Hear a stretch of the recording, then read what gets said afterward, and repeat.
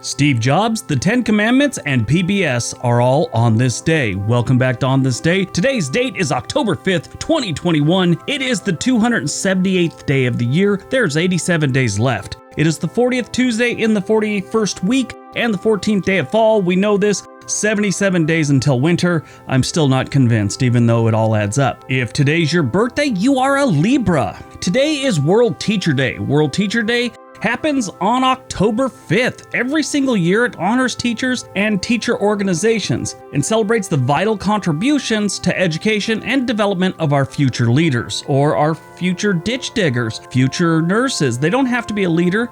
They could just be someone. But that's what it says on the official website. Our future leaders. You know, maybe not everyone's going to be a leader. That's fine. Perfectly fine. Why they got to focus on that? Maybe they're teaching our future baristas. All right. Let's see what else October 5th has given us. 1905, Orville Wright of the Wright brothers pilots the Wright Flyer 3 in a new world record flight of just over 20 miles in 33 minutes. Now keep in mind, it was about 5 years earlier that they barely got off the ground at Kitty Hawk. And now these dudes are going like 20 miles. This was mind-blowing for the time. 1921, for the first time, the World Series is broadcast on the radio. The 1921 World Series was between the New York Giants and the New York Yankees. The Giants moved to San Francisco 30 some odd years later. Babe Ruth actually played in this series.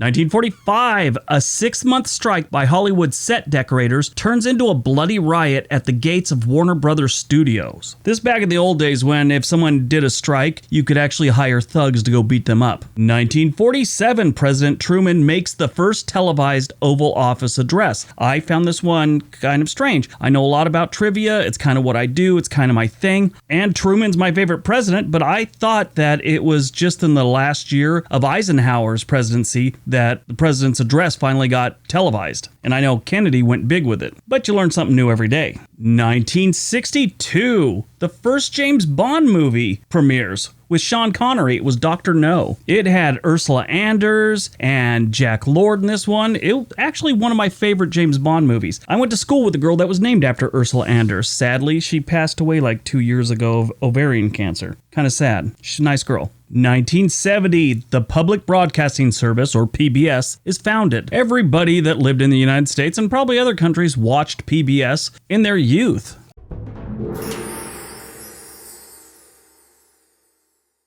I watched Mr. Rogers as a kid and I loved him, along with Sesame Street. I thought Sesame was great. My kids watched Curious George, Arthur, so many other kids shows, but they had adult stuff too. I mean, kind of adult. They had Bob Ross. And then the documentaries on there have always just been top-notch documentaries. I've watched every single documentary Ken Burns has done on PBS, and I love it. I've probably watched all of them at least 2 or 3 times. My favorite, if you ever get a chance, watch the National Parks one. It's like the National Parks America's Greatest Idea. Outstanding documentary. PBS has had a lot of different shows over the years, but those are their main things that they've had. Mr. Rogers, Sesame Street, and Ken Burns documentaries. That's what they're known for, and I can tell you at different parts of my life, I've loved all 3 of them. My favorite Muppet, though, was Count Von Count. He was actually the first monster Muppet. All the other ones, like Miss Piggy and Kermit the Frog and Fozzie Bear, and all of them were based on some kind of animal or a human type thing. He was the first monster. Did you know Grover, who is blue, was originally green? And it was like a gross green too. It was like olive drab green and he looked dirty. If you look at Oscar the Grouch, he's actually a nicer color green than Grover was originally. PBS is a private non-profit corporation whose members are America's public TV stations. There's around 350 PBS member stations and they serve all 50 states, Puerto Rico, the Virgin Islands, Guam, and American Samoa. If you're ever watching them, they always have money drives. I've donated more than a handful of times in my life. It's definitely worth the donation. PBS NewsHour is like one of the only news shows that I watch that I don't get irritated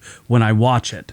I also like to watch The American Experience on there, Frontline sometimes, Austin City Limits is always good. Of course, a lot of people watch PBS these days for the Antique Roadshow for some reason. I don't get that show. I don't find it interesting at all, but a lot of people do. If you're interested in World War II and American history, there are tons of documentaries on PBS about World War II, World War I even.